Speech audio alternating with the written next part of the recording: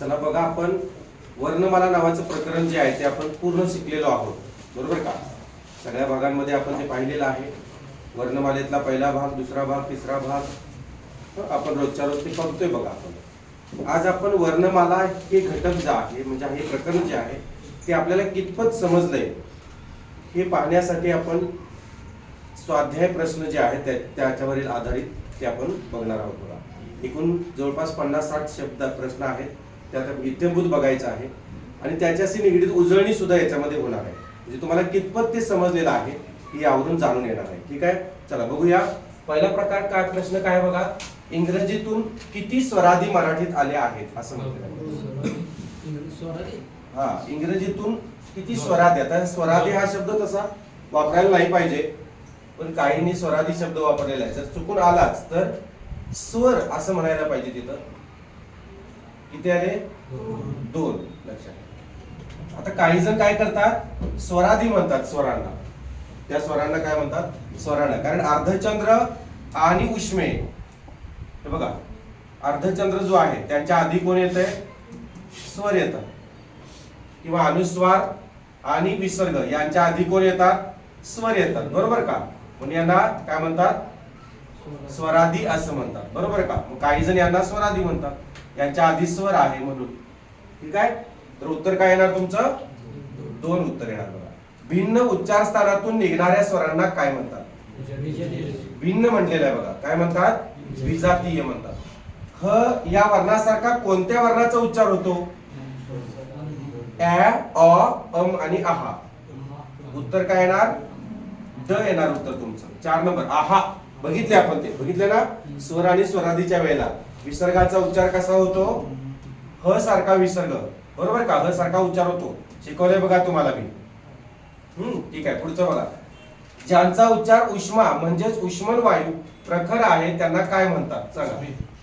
काय म्हणतात? उष्मे म्हणतात. 1 नंबरचं उत्तर आहे बघा. पुढं, स्वरांचे मुख्य प्रकार किती व आधुनिक स्वर किती? सांगा.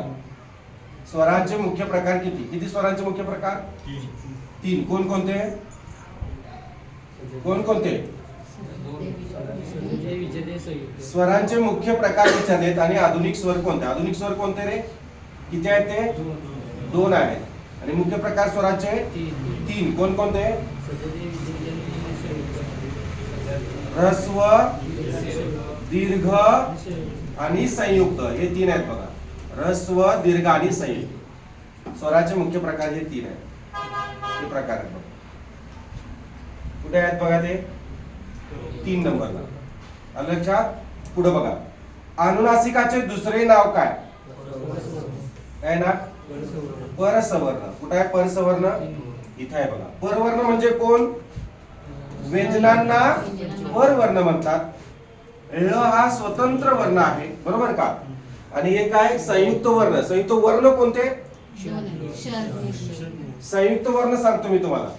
6 आहेत एकूण. एडका ए, आयरन आई, ओझेवाला ओ, औषधाऊ आणि क्ष आणि ज्ञ. हे 6 वर्ण आहेत बाळा. काय विचारले बघा, नीट प्रश्न वाचायचा आहे. संयुक्त वर्ण म्हटलेला आहे. वर्ण. वर्ण या शब्दाचा अर्थ काय होतो? काय काय येते या वर्ण या शब्दामध्ये? स्वर आणि व्यंजन सगळी येतात. संयुक्त स्वर विचारले तर किती येणार? फक्त हे एवढंच येणार बघा. संयुक्त व्यंजन विचारली तर फक्त क्ष आणि ज्ञ यांचे पाय मोडलेले असतात, बरोबर का? जोडाक्षर युक्त म्हटलं की पाय नसतात, जातात निघून, बरोबर? समजलं? संयुक्त वर्ण 6 आहेत, लक्षात घ्या. आणि संयुक्त व्यंजन 2, संयुक्त स्वर 4, लक्षात ठेवा. ठीक आहे, पुढे बघा. पुढचा प्रश्न वाचा. मराठीतील स्वरादी कोणते? मराठीतील स्वरादी कुठे आहे? 3 नंबरला. अम आणि आ हे मराठीतील स्वरादी आहेत आपल्या. पारंपरिक वर्णमालेत किती वर्ण आहेत? उत्तर काय येणार सांगा? 48. 49 काय आहे? आहे काय 49 काय? 46 काय? 50 नाही. कठोर व्यंजन ओळखा. कठोर व्यंजन ओळखा. कठोर व्यंजन कोणतं आहे बघा? ज आहे, ध आहे, क की ब? काय बघा? क कठोर आहे. ज मृदू आहे, ध त थ कठोर, बरोबर का? च छ कठोर, ज झ मृदू, त्यानंतर ब प फ कठोर, ब मृदू, बरोबर का? ठीक आहे, पुढे बघा. महाप्राण असणारे व्यंजन ओळखा. कुठे महाप्राण असणार? ब कुठे आहे? श, ड नाही आहे, महाप्राण नाही आहे, ग नाही आहे. ड काय कोणता आहे? अनुनासिक आहे. ड कुठे दिसतोय मॅडम तुम्हाला अनुनासिक इथं?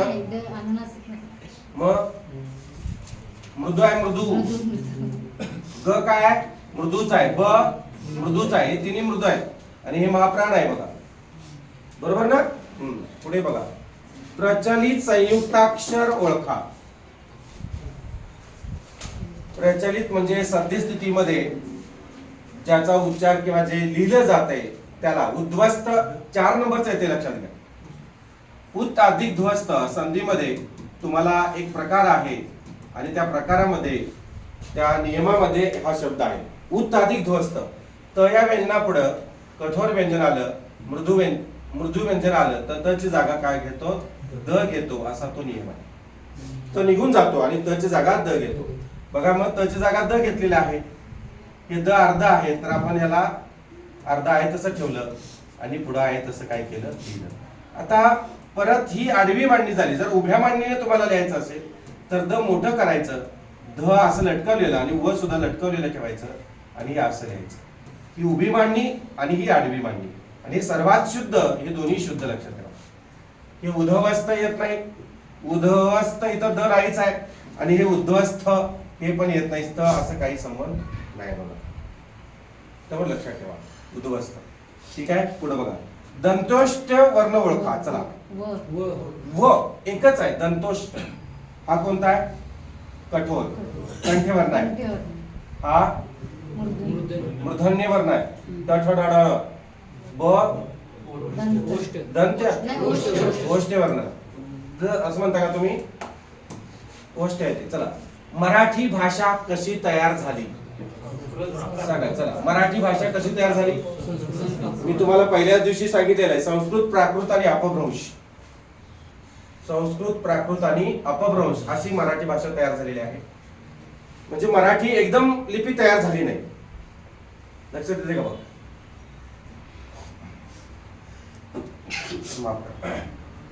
संस्कृत, प्राकृत आणि अपभ्रंश. अपभ्रंश म्हणजे काय रे?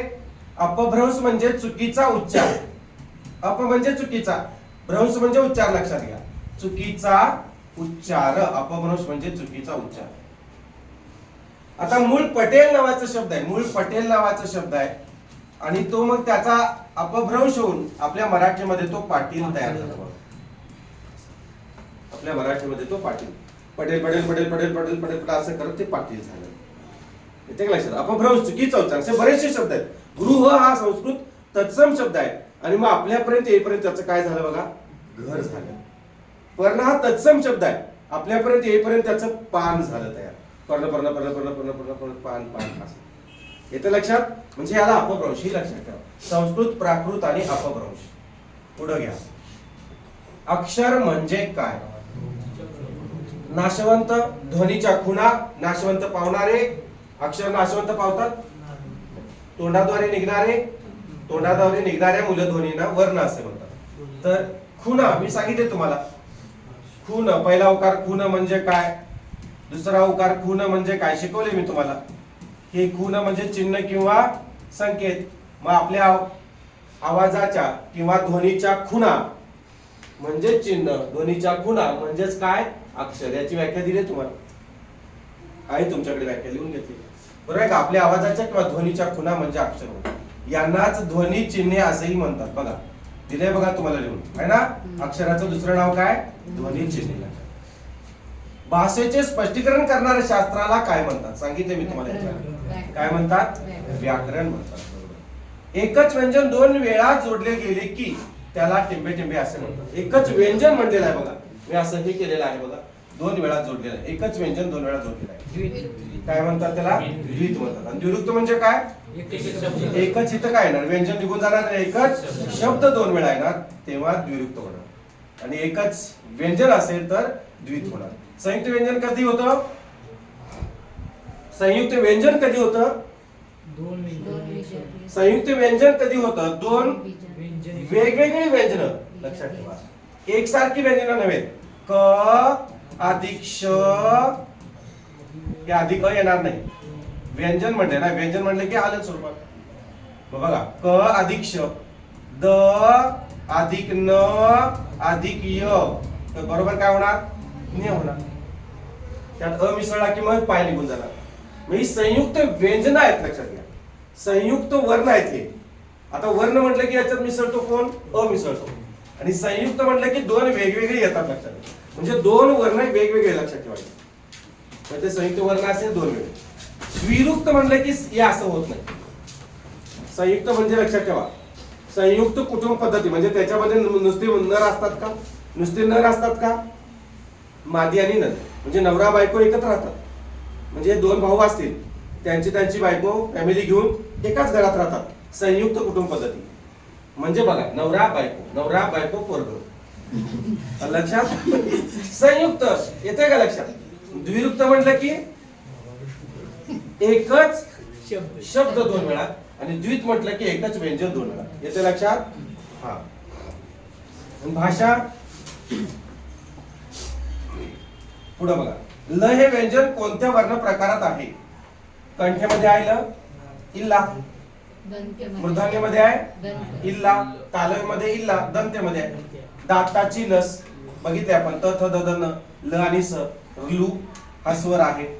मुखातून निघणाऱ्या ध्वनीला काय म्हणतात? मुखातून निघणाऱ्या ध्वनीला काय म्हणतात? वर्ण. वर्ण असे म्हणतात. बरोबर आहे ना? वर्ण. शब्द नाही. शब्द म्हणजे अक्षरांच्या अर्थपूर्ण समूहाचा. अक्षर म्हणजे काय? आपल्या तोंडावाटे निघणाऱ्या आपल्या आवाजाच्या किंवा ध्वनीच्या खुणा. खुणा म्हणजे अक्षर, खून चिन्ह. बरोबर आहे का? आणि व्यंजन ज्या वर्णाचा स्वतंत्रपणे उच्चार करता येत नाही त्याला व्यंजन असं म्हणतात. दिले की सगळं लिहून, तुम्हाला माहिती आहे, तुमच्याकडे आहे बघा, सांगितले ना. आणि स्वराची व्याख्या कशी? ज्या वर्णाचा स्वतंत्रपणे उच्चार करता येतो त्याला स्वर म्हणायचं. एवढं सोपं आहे. चला जाऊया पुढं. चारीचे चारी पर्यायाचा अभ्यास करते बघा आपण. अर्थपूर्ण शब्द समूह म्हणजे काय? चला अर्थपूर्ण शब्द समूह म्हणजे काय? शब्दांचा समूह म्हणजे वाक्य. वर्ण आपल्या तोंडावाटे निघणाऱ्या मूलध्वनी. व्यंजन ज्या वर्णाचा स्वतंत्रपणे उच्चार करता येत नाही. आणि अक्षर आपल्या आवाजाच्या किंवा ध्वनीच्या खुणा. ठीक आहे, पुढं. आईला किती मात्रे आणि काने असतात? सांगा. एडका एला किती मात्रे? काने नसतात रे बाळांनो, काना नसतोच याला, मुद्दाम केलेला आहे. फक्त मात्रा असते बघा. ऐरण आईला एक मात्रा की दोन मात्रा? शिकवले का नाही तुम्हाला मी? नसेल शिकवलं तर हाना चगळून पाहताल मला. हा, शिकवले की नाही रे? एडका एला एक मात्रा, ऐरण आईला दोन मात्रे, ओजेवाला एकला एक काना एक मात्रा, एक काना दोन मात्रे. हे कोणी शिकवले? मी शिकवलेलं आहे. विधा सावरकरांनी काय केलं? या दोन्ही चिन्हाचं संख्येचे जे आहे लेखाकार केलेले आहे. दिले की लिहून? सांगितले तुम्हाला मी, विधा सावरकर. बरोबर आहे का? आठवते का बघा? मग आणि ते मग असंही लिहिलं होतं, आठवतंय का तुम्हाला? अ आ इ ई कसं असतं ते सांगितलं बघा तुम्हाला. म्हणजे पहिलं अ आ आहे ना, ई ई उ उ असं दिलं होतं बघा. आठवतंय का बघा? उ ए अ आ इ ई उ उ ए आई असं दिलं होतं की? दिलंय ना? आणि मग हे आहे तसं ठेवलं सावरकरांनी. याचं ध्वनी चिन्ह बदललं, याचं ध्वनी चिन्ह बदललं, याचं ध्वनी चिन्ह बदललं, याचं बदललं, याचं ध्वनी चिन्ह बदललं, याचं बदललं. मग यातला जेव्हा आपण अ काढून टाकतो तेव्हा काय होते बघा? यातला अ काढून टाका. ऐरण आईला किती मात्रे राहिले बघा? दोन मात्रे. उत्तर कुठं आहे? 4 नंबरला उत्तर आहे. एडकायला एकच मात्रा, अ काढून टाका. राहील का लक्षात? हा, कन्फ्युज होऊ नका. एवढं प्रश्न केले की बास आहे, तुमचं वर्णमालाची वाट लागली सगळी. कुठलाही प्रश्न येऊ दे यातलाच येणार, याच्या बाहेरचा प्रश्न येणार नाही. बघा तुम्ही आला तर मला विचारा. आश्रय या शब्दातील श्रची योग्य फोड करा. फोड म्हणजेच विग्रह करायचा. चला सांगा. आपण हे बघायची गरज नाही, आपण बघूया ना. आ मध्ये डबल आ करणार आहे का? अधिक करणार नाही करायचे, असं करायचं नाही. काय करायचं? डायरेक्ट अधिक हे म्हणजे कोण? शशवाजीचा अर्धा आहे. अधिक हे म्हणजे कोण? र. अधिक हे म्हणजे कोण? अधिक हे म्हणजे कोण? य. अधिक य मध्ये आहे बघा. कुठे दिसतंय बघा असं? आता यातली स्रची सांगितली आपण. स्र कुठे आहे? इथं आहे ना. कुठे दिसतंय बघा ते? किती नंबरला? 3 नंबरला आहे, 4 नंबरला? 4 नंबरला. 3 नंबरला र पूर्ण आहे, ते येणार नाही. असतोय की नाही आपण? चुकून 3 नंबर लिहून याल पण डबरा पडेल आयुष्याला. हाराकिरी हा शब्द कोणत्या भाषेतून आला? शिकवले का तुम्हाला मी? अजून नाही. जपानी शब्द, तुर्की शब्द, मेक्सिकन शब्द, फ्रेंच शब्द, हे सगळे हळूहळू मी घेणार आहे.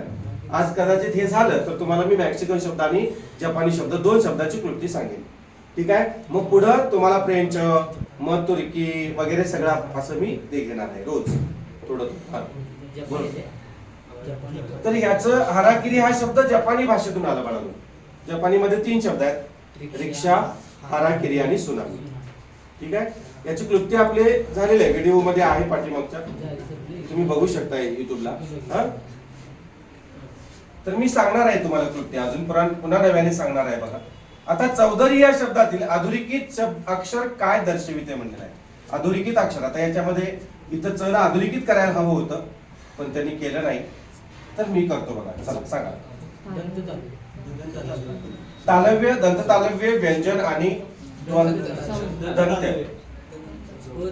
तालव्य होणार का दंत तालव्य होणार?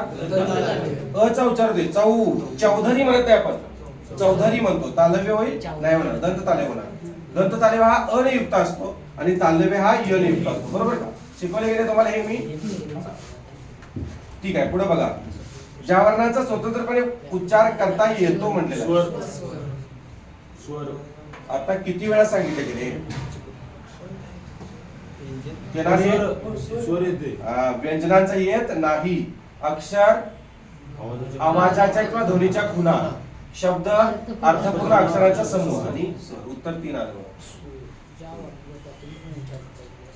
पुढे बघा. चला. पुढील पैकी कोणते अनुनासिक नाही म्हणलेलं आहे? कोणते अनुनासिक नाही आहे? 1 नंबर. हे अनुनासिक नाही आहे का सांगा? इथं टिपकी नाही आहे. बाकी बघा हे आहे, हे आहे, म्हणजे 1 नंबरचं उत्तर आहे. बरोबर ना? चला. आयरन आयला हे परत आलं का? मागे गेलं काय माझ्यामुळे? विसर्गाचा उच्चार कसा होतो रे? विसर्गाचा उच्चार कसा होतो? श्वास सोडणे असा होतो बघा. कुठे आहे श्वास सोडणे? 3 नंबर. पुढीलपैकी कोणते व्यंजन प्रकार नाही म्हणलेला आहे? पुढीलपैकी कोणते व्यंजन प्रकार नाही? व्यंजनाचा प्रकार, व्यंजनाचे प्रकार किती आहेत?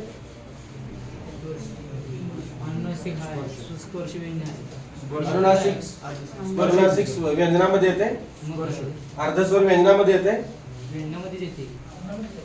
अर्धस्वर व्यंजनामध्ये येते, स्वरादी स्वरादी येते. हे येते की अर्धस्वर 4 य र ल हे व्यंजनच आहेत ना. य र ल व हे अर्धस्वर आहेत, हे येते. अनुनासिका किती आहेत? 5 आहेत. कोणकोणती? हा, ही काय व्यंजन आहेत की नाही? मग हे येतंय बघा प्रकारात. आणि स्पर्श व्यंजन 25 आहेत एकूण, म्हणजे हे येणार नाही. स्वरादी कसं येतील व्यंजन प्रकारामध्ये? येईल स्वरादी स्वर मध्ये येणार, स्वर आणि स्वरादी दुसऱ्या प्रकारामध्ये येते. ठीक आहे. पुढं. भारताची राजभाषा कोणती आहे? भारताची राजभाषा विचारलेली. हिंदी भारताची राजभाषा आहे. संस्कृत आहे. मराठी महाराष्ट्राची राजभाषा आहे. मराठी ही महाराष्ट्राची राजभाषा आहे. बरोबर. हा. अहिराणी नाही आहे. हिंदी, हिंदी भारताची राजभाषा आहे, राष्ट्रभाषा नॉट. लक्षात घ्या. राष्ट्रभाषा किंवा राष्ट्रभाषेचा दर्जा कोणत्याही भाषेला देशानं दिलेला नाही. त्या न्यायालयाने तसे अधिकृत घोषणा केलेली नाही आहे. राष्ट्रभाषेचा दर्जा जर हिंदीला दिला असता तर मुडदे पडले असते. आपले मराठीयन लोक काय म्हणले असते? हिंदीलाच का आम्हाला द्या. तमिळवाले उठले असते ऍडमिट करत, आंध्र प्रदेशवाले उठले असते याने असं करत उठले असते. राष्ट्रभाषेचा दर्जा कोणत्याही भाषेला दिलेला नाही. राजभाषेचा दर्जा प्रत्येक देशाची एक बाळानू राजभाषा असते. जशी चीनची मॅन्ड्रिन नावाची एक राजभाषा आहे. जगातली सर्वात जास्त बोलली जाणारी भाषा मॅन्ड्रिन ही कोणत्या देशाची राजभाषा आहे? चीन या देशाची राजभाषा. जगामध्ये सर्वात जास्त लोकसंख्येने बोलली जाणारी भाषा मॅन्ड्रिन, कारण चीनची लोकसंख्या जास्त आहे. आता आपण त्यांना मागे टाकलेला हे भाग वेगळा आहे, पण तरी सुद्धा जगामध्ये सर्वात जास्त भाषा बोलली जाणारी भाषा कोणती आहे? मॅन्ड्रिन. जपानची जापनीज आहे. आपल्या राज्यांमध्ये पण बऱ्याचशा राजभाषा, महाराष्ट्राची राजभाषा मराठी आहे, कर्नाटकची कानडी आहे, केरळची मल्याळी आहे, बरोबर आहे का? तामिळनाडूची आहे. नागालँडची राजभाषा नागा आणि इंग्लिश आहे, 2 भाषा आहेत. असं येते का लक्षात? जसं प्रत्येक राज्याची एक राजभाषा असते तशी भारताची राजभाषा जी आहे ती हिंदी आहे. लक्षात घ्या, भारताची हिंदी ही राष्ट्रभाषा नाही. हिंदी आणि इंग्रजी या भाषा ज्या आहेत त्या व्यवहाराच्या भाषा आहेत. कशाच्या भाषा आहेत? व्यवहाराच्या भाषा आहेत. लक्षात घ्या, राष्ट्रभाषा आहे. लक्षात आलं? ठीक आहे. पुढं मराठीतून आता लोप पावत चाललेली किंवा लोप होण्याच्या मार्गावर असलेले वर्ण कोणते? आता ह्यांना लोप केलं तर काय होईल? लय वांद होईल, बरोबर आहे ना? मग याद्वारे आपण शब्द जे आहेत ते कसे हे करू? नाही चालणार. आता बघा ऋषी रु नु आणि न्य. आता ह्याला याच्यातच आहे, याला जर गाळून टाकलं तर आपल्याला ज्ञान शब्द कसा लिहिणार आणि ज्ञान मिळणार तरी कसं? त्यामुळं हा गाळून टाकता येणार नाही, हा नाही येणार.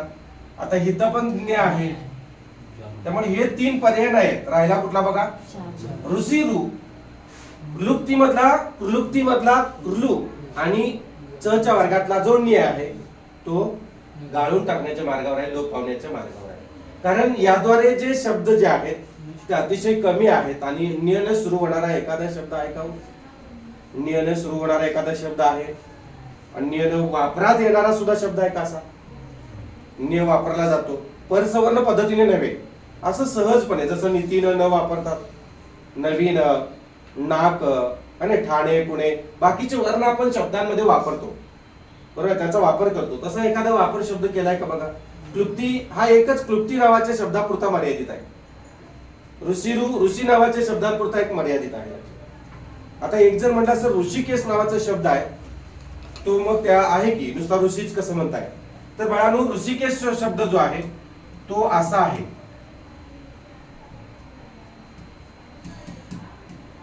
ऋषिकेश हा शुद्ध शब्द आहे. ऋषिकेश लक्षात, पहिली वेलांटी पण नाही, दुसरी वेलांटी आहे. ऋषिक आपण लिहिताना काय करतो? ऋषी वापरतो. लक्षात हे वापरतो आपण ऋषिकेश असं लिहितात. म्हणजे जे चूक आहे ते लिहिलं जाते आणि जे बरोबर आहे ते डावलं जाते. लक्षात, ऋषिकेश असंच बरोबर आहे. नुसतं ऋषी या शब्दापुरतं मर्यादित आहे तो शब्द ऋषी रू, बरोबर आहे ना? आणि संस्कृत मध्ये त्याला काय नाही, दीर्घत्व नाही. आपल्या मराठीमध्ये आपण त्याला दीर्घत्व मानलेलं आहे. मराठीमध्ये त्याला दीर्घत्व नाही आहे. संस्कृतमध्ये त्याला दीर्घत्व दाखवलेलं आहे. मातृन पितृन या शब्दांपुरतं मर्यादित त्यांना काय केलेलं आहे? मांडलेलं आहे बघा ऋषीरूला. आता हे मातृन पितृन हे दीर्घ ऋषीरू का? एक ऋषीरू फक्त काय करतो? असा उलटा वेळाच्या माध्यमातून येतो, बरोबर आहे का? आकृती, विकृती, बरोबर आहे ना? श्रुती किंवा असे शब्द वापरतात बघा. श्रुती तसं वापरायचं नाही, असं करायचं श्रुती, काल सांगितले मी तुम्हाला. पण आकृती मधला क्रू जो आहे त्याची फोड कशी करणार? क अधिक हा उलटा वेळा म्हणजे कोण? ऋषीरू. येते का लक्षात? हा, म्हणजे हा जो आहे तो शब्द. आता बरेचसे आणखी काही शब्द आपण त्याला ऋण नावाचा शब्द वापरतो. ऋण निर्देश याच्यामध्ये वापरतो. पण ते जास्त करून आपण काय करत नाही. समजा अर्धस्वराप्रमाणे आपण ऋण असंही लिहू शकतोय बाळांनो. लिहू शकतोय की नाही? लिहू शकतोय आपण ऋण. आपण ऋषी असंही लिहू शकतोय. ऋषी काय बिघडतंय सांगा? ऋषी असं लिहिलं काय किंवा ऋषी असं म्हटलं काय? दोन्ही एकच ना? ऋषी ऋषी ऋषी ऋषी बघा, नुसतं ऋषी दोन्ही पद्धतीने आपण लिहू शकतो की नाही? लिहू शकतो की नाही मॅडम? लिहू शकतो आपण.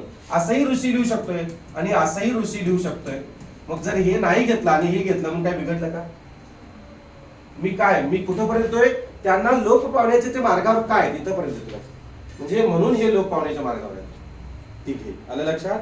आणि न्य हा जो वर्ण आहे हा वापरातच नाही आहे. परसवर्ण पद्धतीमध्ये आपण काय करतो त्याला वापरतो. चंचल, बरोबर आहे ना?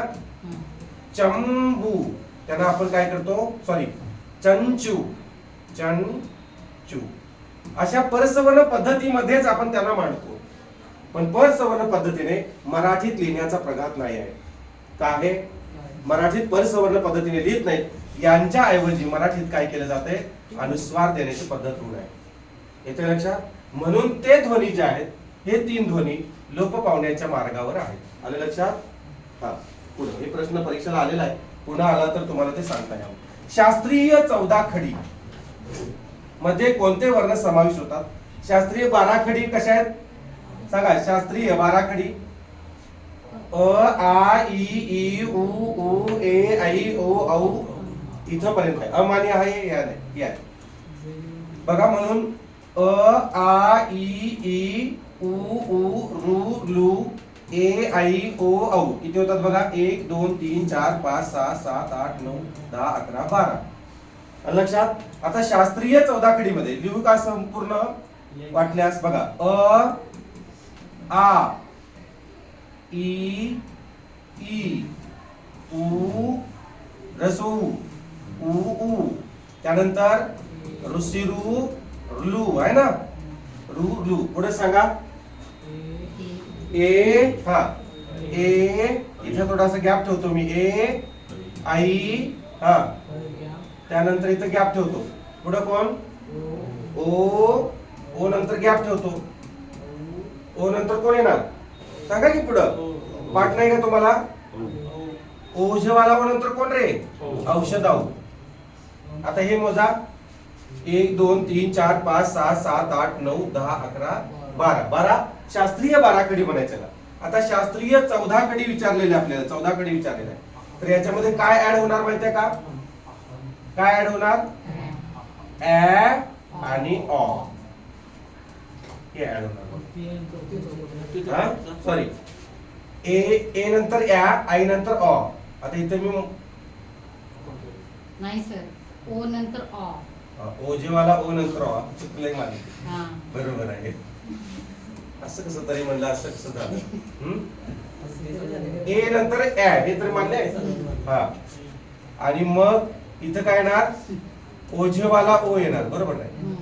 आणि मग इथं ऑ येणार आणि मग इथं औषध येणार, बरोबर.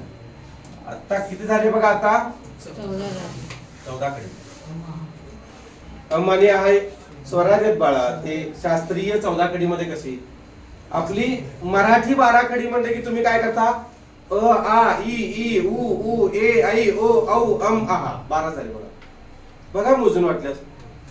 अ आ इ ई उ 5 झाले.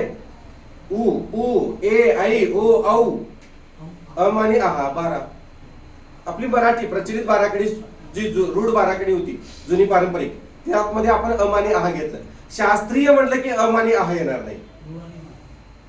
रू आणि रू येणार, त्याच्यामध्ये ऍड होते. शास्त्रीय 14 खडी म्हटलं की हे ऍड होतात 2. आता शास्त्रीय 16 खडी मध्ये काय कोण ऍड होणार? अम आहा ऍड होणार. इल्ला इथं रस्व ऋषिरू आणि दीर्घ ऋषिरू एवढं. सॉरी, हा बरोबर आहे. रस्व ऋषिरू आणि दीर्घ ऋषिरू शास्त्रीय 14 खडी. तुम्हाला त्याची पीडीएफ टाकतो मी. शास्त्रीय 12 खडी, शास्त्रीय 14 खडी कसं आहे ते मी तुम्हाला सांगेन. ठीक आहे? पुसू आहे. कुठे गेलं? हा, कुठलं उत्तर येणार? शास्त्रीय 14 खडी कुठला पर्याय येणार? क्रू क्लू कॅ कॉ ते मिक्स होते.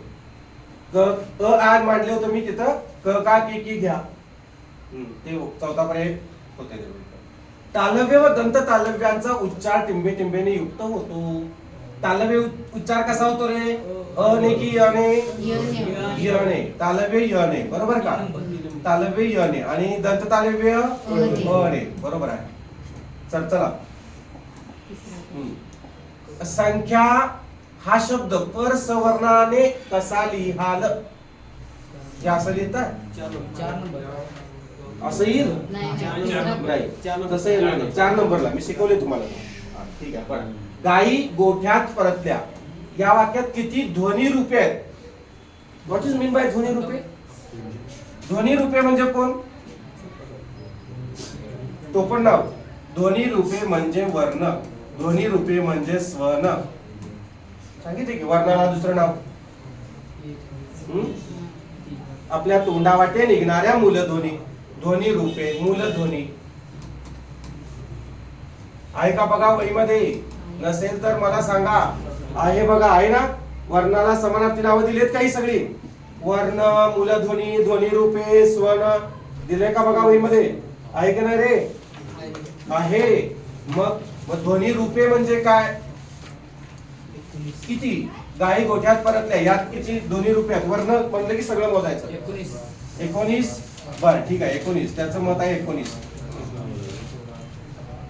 फोड करून बघूया ग अधिक आ अधिक ई किती आहेत 3 आहेत गोठ्यात ग अधिक ओजवाला ओ अधिक त अधिक य अधिक आ अधिक त अधिक अ किती आहेत 1 2 3 4 5 6 7 7 आहेत परतल्या प अधिक अ अधिक र अधिक अ अधिक त अधिक अ अधिक ल अधिक य अधिक आ किती आहेत 1 2 3 4 5 6 7 8 9 मोजा 7 आणि 3 10 9 19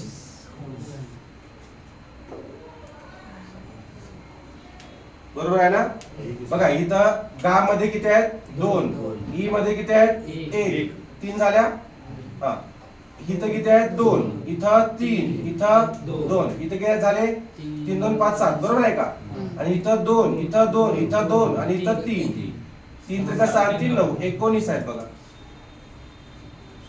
समजलं का गाई याचा याने दीर्घ ई मानायचं नाही हा कसं काय आहे गोठ्यात ट अधिक य अधिक आ 3 आहेत याच्यात इथं सुद्धा 3 आहेत समजतंय का आणि यामध्ये 2 2च रे प अधिक र अधिक त अधिक इथं त अधिक इथं 2 2च येणार बघा इथं मात्र 3 येणार बरोबर का इथं मात्र 3 येणार इथं 2 येणार इथं एकच येणार दीर्घ ई इथं 2 येणार समजलं पुढे 19 उत्तर येते परसवर्ण कोणाला म्हणतात व्यंजनांना व्यंजनांना परवर्ण म्हणतात मॅडम इथं परसवर्ण म्हणलेला आहे दिले की तुम्हाला लिहून अनुनासिकांना स्वरांना स्वतंत्र वर्ण म्हणतात शिकवले सगळं किती वेळा तरी सांगितले स्वरांना स्वतंत्र वर्ण व्यंजनांना परवर्ण अनुनासिकांना परसवर्ण आणि स्वरादींना काय म्हणतात स्वरादीच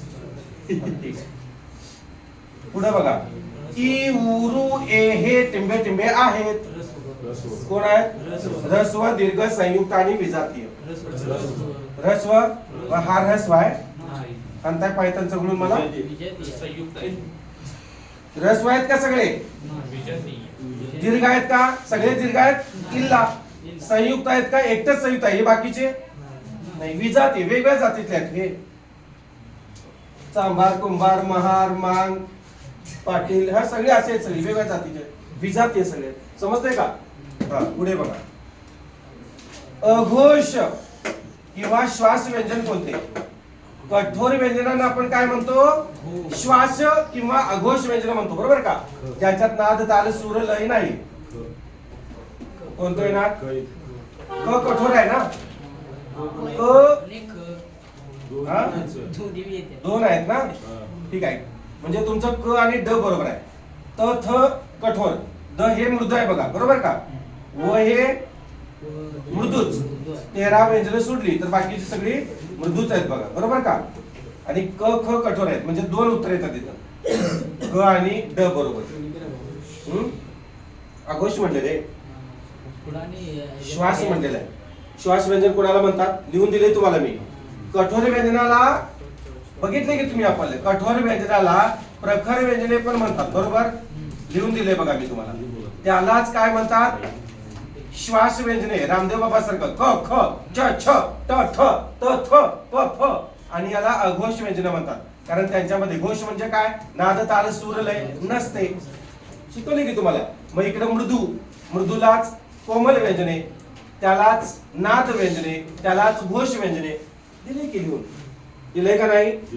मग हे दोन कठोर आहेत म्हणजेच श्वास व्यंजन आहेत म्हणजेच अघोष आहेत, घोष नाही. समजलं का.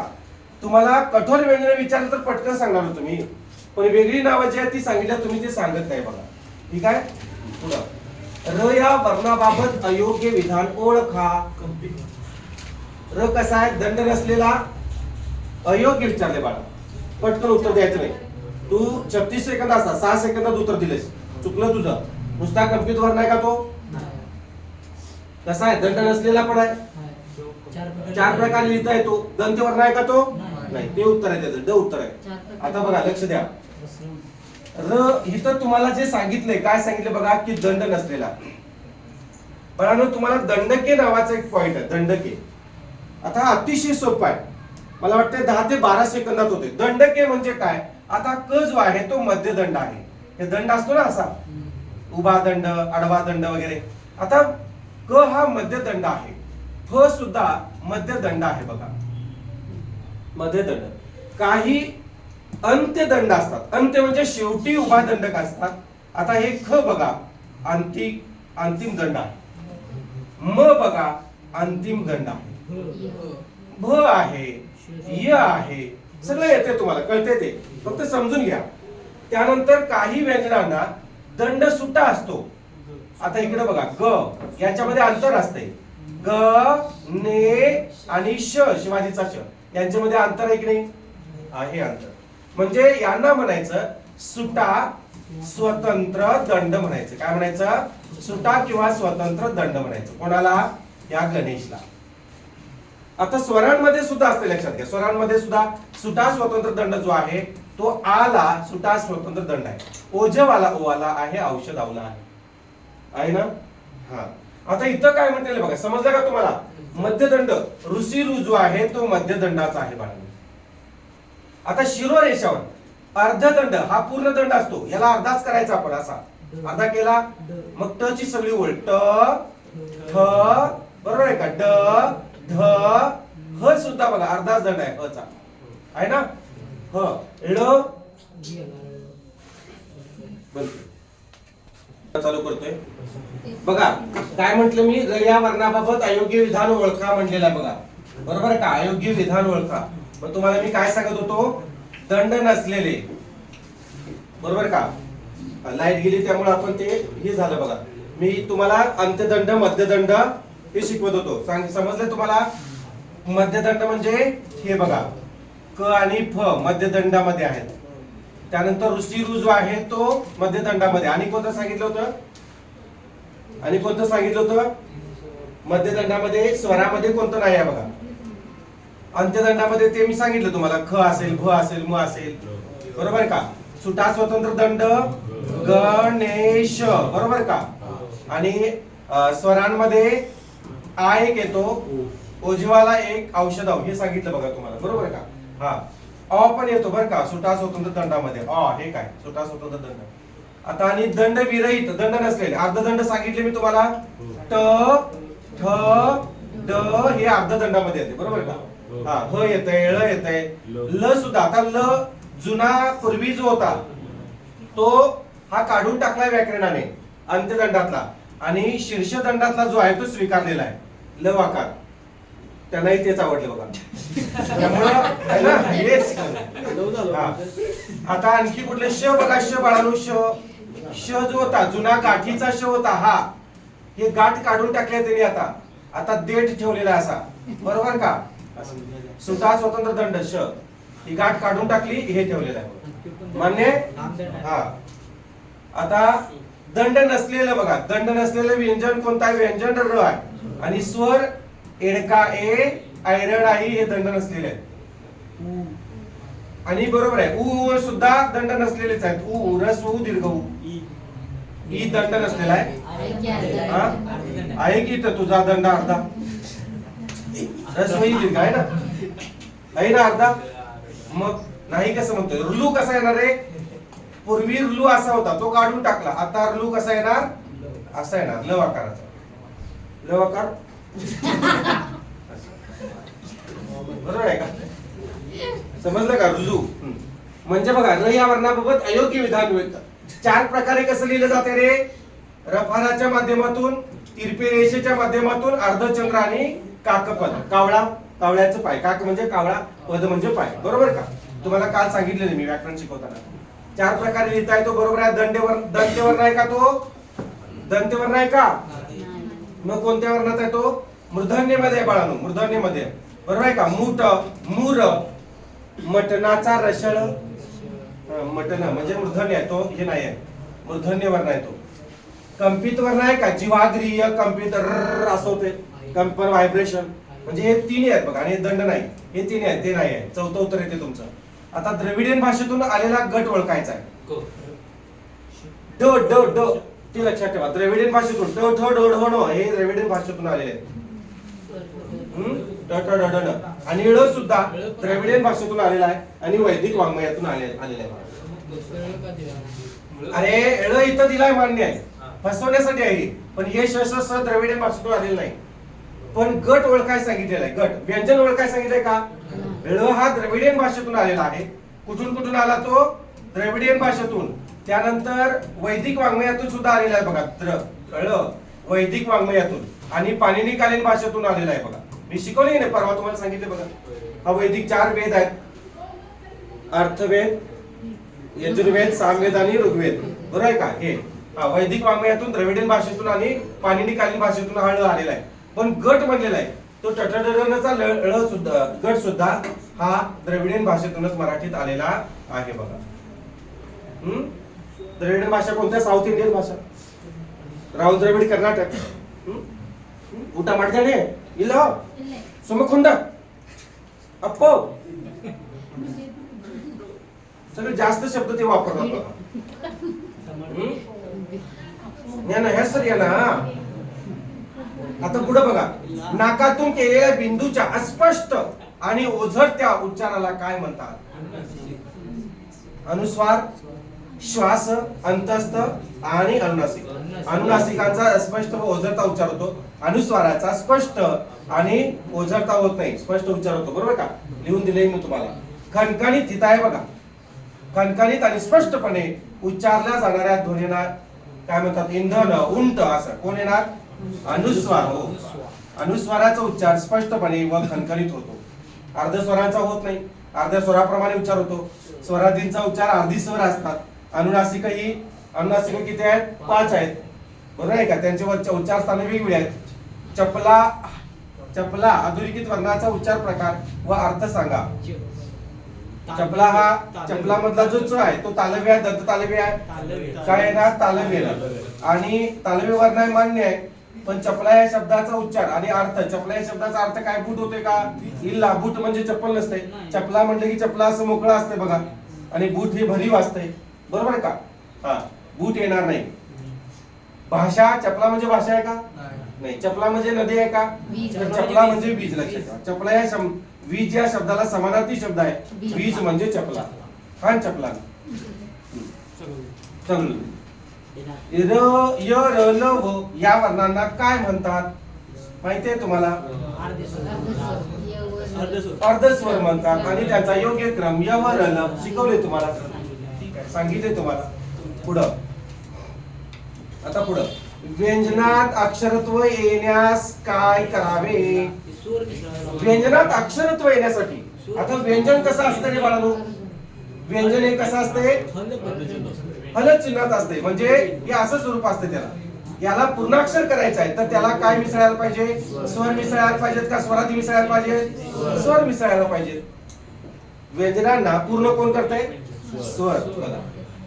व्यंजनात अक्षरत्व येण्यास काय करावे? व्यंजन व स्वर यांचे एकत्रीकरण करावे. म्हणजे 4 नंबरचा पर्याय आहे. ठीक आहे. पुढे बघा, पुढील पैकी कोणते अर्ध अनुनासिक आहे म्हटलेलं आहे? व हे अर्ध अनुनासिक आहे.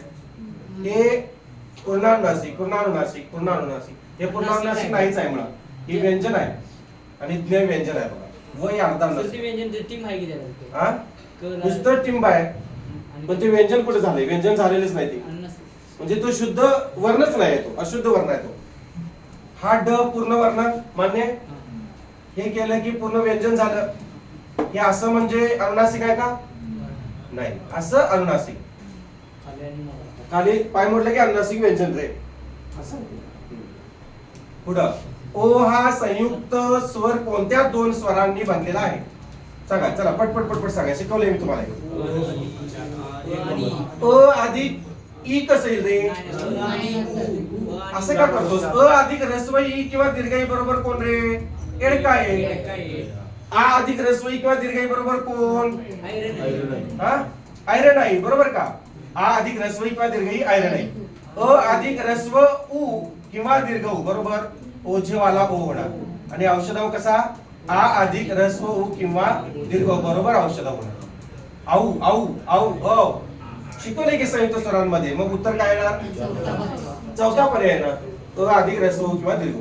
खालीपैकी कोणत्या शब्दाचा उच्चार न या अनुनासिकासारखा होतो?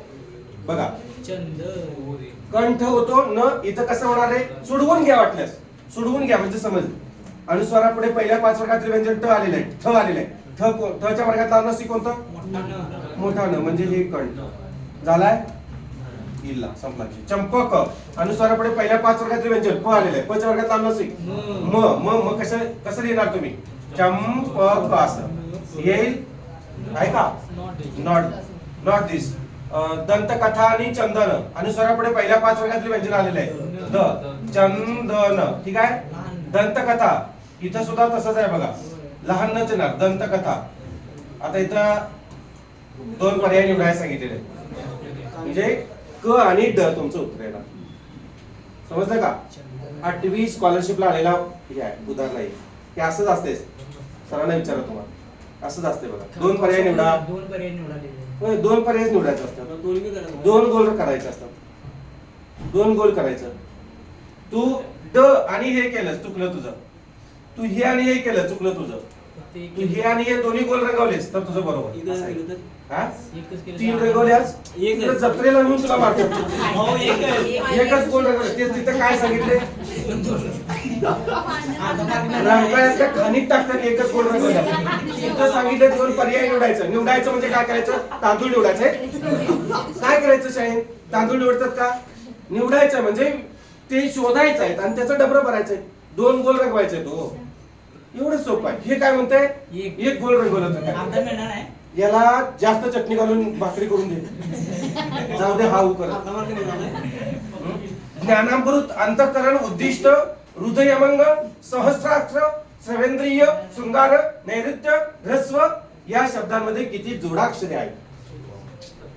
8वी स्कॉलरशिपचा प्रश्न आहे, आपल्या एमपीएससीचा नाही आहे. आता कुठून पण घे, मागून घे, पुढून घे. चला चला, नीट विचार करून उत्तर द्या. नीट विचार करून उत्तर द्या. जे ऑनलाईन आहेत त्यांनी व्यवस्थित हे करा. कच्चं पेज घ्या सोडवायला. किती जोडाक्षर आहेत रे? लगेच कळते जोडाक्षर. शिकवले तुम्हाला मी. 10 आहेत. 10 आहेत, ठीक आहे. याला 10 वाटतात. 10 वाटतात. 8 कुणाला वाटतात? 8 पर्यायच नाही, कुणाला वाटायची गरज नाही. मिक्सर आल्या त्यामुळे वाटायचं पण दिवस गेले. लक्ष द्या रे, हे बाळा लक्ष द्या. ज्ञानामृत मध्ये यामध्ये ज्ञ हे जोडाक्षर आहे. मग संपला की विषय, पुढे बघायची गरज नाही.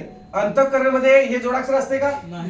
हे त अधिक आहा, दॅट्स जोडाक्षर. इल्ला जोडाक्षर मीन्स 2 किंवा अधिक व्यंजन प्रथम एकत्र येऊन त्यात एक स्वर मिसळा केल्यास हे स्वर मिसळ आहे, त्यामुळे हे येणार नाही. याची पुढे कशी? अ अधिक 2 किंवा अधिक व्यंजन प्रथम एकत्र येऊन त्यात एक स्वर आहे, म्हणजे हे जोडाक्षर आहे का? इल्ला. उद्दिष्ट इथं दिसतंयच की आहे आहे. हृदय हे कशी पोड? अधिक हे म्हणजे कोण? ऋषिरू. एकच व्यंजन एकच स्वर. आपल्या जोडाक्षराची व्याख्या लागू पडत नाही. जोडाक्षराची व्याख्या काय? 2 किंवा अधिक व्यंजन प्रथम एकत्र येऊन त्यात एक स्वर मिसळा केल्यास हे होते का? जोडाक्षर होते हे, म्हणजे हे पण नाही. पहिली 2 झाली.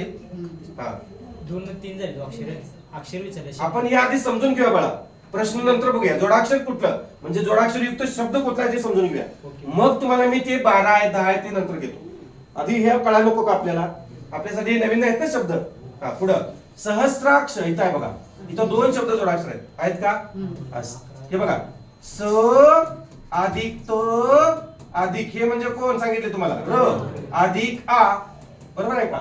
म्हणजे जोडाक्षर आहे. क्ष क अधिक श अधिक अ आहे का? म्हणजे हे पण जोडाक्षर आहे.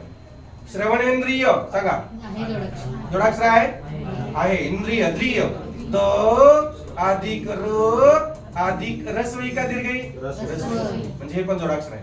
शृंगार जोडाक्षर आहे का रे? नाही ना. आहे का नाही? मी माझ्या पद्धतीने लिहिला होता. शृंगार हा शुद्ध शब्द आहे. लोक शृंगार असा लिहितात आणि असा जर असेल तर येणार नाही कारण हे कोण? श. बरोबर आहे का? हे कोण? श.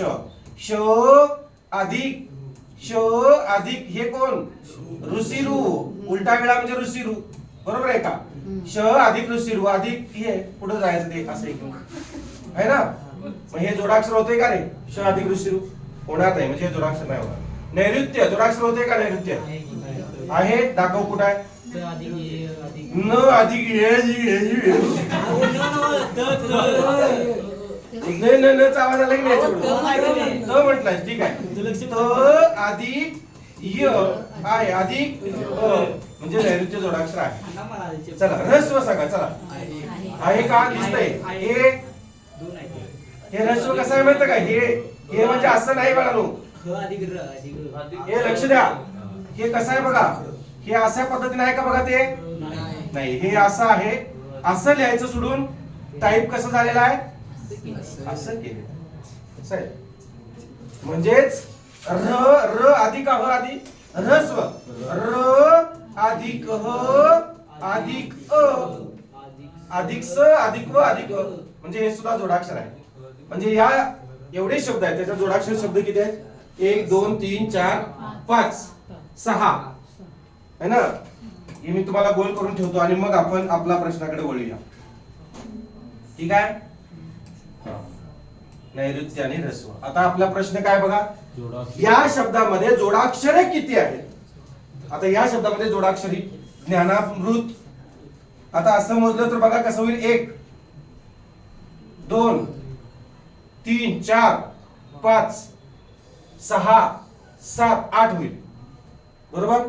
पण आता हे कशा पद्धतीने मोड आहे? जोडाक्षरे किती आहेत म्हटलेलं आहे. जोडाक्षरे ज्ञानामृत मध्ये इथे किती आहेत? एकच.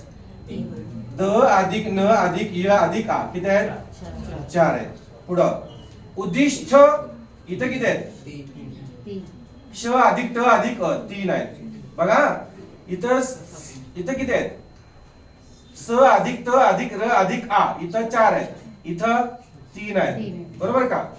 श्रवणेंद्रिय द्री मध्ये बघा द अधिक र अधिक रस्वई किती आहेत? 3 आहेत. नैऋत्य मध्ये त अधिक य अधिक हे किती आहेत? 3 आहेत. ह्रस्व मध्ये र र अधिक ह अधिक अ 3 आणि स्व मध्ये 1 2 3 मोजा आता. 3 तर 9 3 12 3 15 4 19 बरोबर आहे का? 19 आणि 3 22 22 आणि 4 26 असं आहे का? इथं नाही आहे. आता बघा. आता ह्या जोडाक्षरे किती आहेत म्हणलेलं? जोडाक्षरे 1 इथं आपण इथे एक आहे ना अजून 1 2 3 4 5 6 7 8 9 आणि 10 आता आले का नाही? पुन्हा सांगू अजून बघा की ज्ञ एक मोजा तुम्ही. ज्ञ उद्दिष्ट मध्ये द अधिक दीर्घई आहे. 2 झालं. 3 झाली. 4 5 6 हे श्र 6 7 नैऋत्य मधला 8 ह्रस्व मध्ये ते दोन्ही पण आहेत. 8 आणि 2 10. उत्तर तुमचं 10 आहे. समजलं? एवढं सोपं आहे. पुन्हा सांगायची गरज आहे? पुन्हा सांगायची गरज आहे का? नाही ना? नक्की. हा पुसू मग काय शंका आहे बाळा? शृंगार म्हणाला. शृंगार मध्ये रू येते. अरे हे पकडायलाच नाही मी. शृंगार हे असं आहे बाळा. बस हे असं शृंगार मधलं असतं. हे जे असं आहे बरोबर आहे का? हे असं आहे बाळा तिथं बघ, पुसून सरळ दाखवतो तुला. मग याची फोड कशी होणार आहे? हे म्हणजे कोण? शिवाजीचा श, बरोबर आहे का? अर्धा आहे. आणि हे म्हणजे उलटा वेळा म्हणजे कोण? ऋषीरू. आणि हे पुढच्याच असते, मग पुढे ते असं द्यायचं आहे अधिक चिन्ह देऊन असं, बरोबर आहे का? मग एकच व्यंजन एकच स्वर लागू पडते नाही होणार. जर शृंगार तुम्ही असा लिहिला असता, शृंगार असा लिहिला असता, तर मग श अधिक र अधिक उ, मग तो जोडाक्षर झाला, बरोबर आहे का? 10 येते बघा. म्हणजे हे 8वी स्कॉलरशिपचा. आपल्याला किती वेळ लागला बघा. मग त्या मुलाने काय करायचं? तरी सुद्धा ती 36 सेकंदात सोडवतात, कारण ती चिकित्सक बालक असतात आणि आपण अतिचिकित्सक. हा, चिक चिक चिक असं चालतंय आपलं. हे आहे ना मृदू वर्ण. चला मृदू वर्ण, पुढील पैकी मृदू वर्ण सांगा. मृदू कठोर किती आहेत? 13 कठोर वर्ण आहेत, बाकीचे सोडून सगळे मृदू आहेत. 13 कठोर मध्ये हे आहे बघा, त थ कठोर, द मृदू आहे, त ठ कठोर कठोर आहे, प फ कठोर आहे. म्हणजे तर नाही असं पाहिजे होतं का? सॉरी, मृदू विचारलेलं. मृदू कुठलं येणार मग? हे येणार, ब उत्तर येणार तुमचं. हे कठोर आहे, कठोर आहे, कठोर आहे, मृदू घेत आहे, बरोबर. चला पुढे. हा, दिलेल्या शब्दात किती व्यंजने आहेत? लक्ष्मीनारायण पट पट पट पट सांगा. किती आहेत? किती व्यंजने आहेत? 8 आहे. व्यंजने विचारले तर कोड करून घेऊया का? चला सांगा. ल अधिक अ अधिक क अधिक श अधिक म अधिक ई अधिक काय न अधिक आ अधिक र अधिक आ अधिक य अधिक अ अधिक न अधिक अ. आता आपल्याला व्यंजन मोजायला सांगितलेले आहेत. फक्त व्यंजन, वर्ण मोजायला सांगितले असते तर सगळे 1 2 3 4 5 6 7 8 9 10 11 12 13 14 उत्तर आलं असतं. आता व्यंजन फक्त विचारले त्यांनी. व्यंजन फक्त मोजा. 1 2 3 4 5 6 7 8. कुठे उत्तर? 3 नंबर. ल 1, क्ष मध्ये 2, म मध्ये 1, न मध्ये 1, र मध्ये 1, य मध्ये 1. मोजा. 1 2 3 4 5 6 7 8. हे असं करायची पण गरज नाही. समजलं? पुढे बघा. पुढीलपैकी कोणत्या शब्दाची सुरुवात दंत तालव्य वर्णाने होते? दंत तालव्य अनियुक्त सांगा. चांबडी, चांबडी चिकटते शरीराला.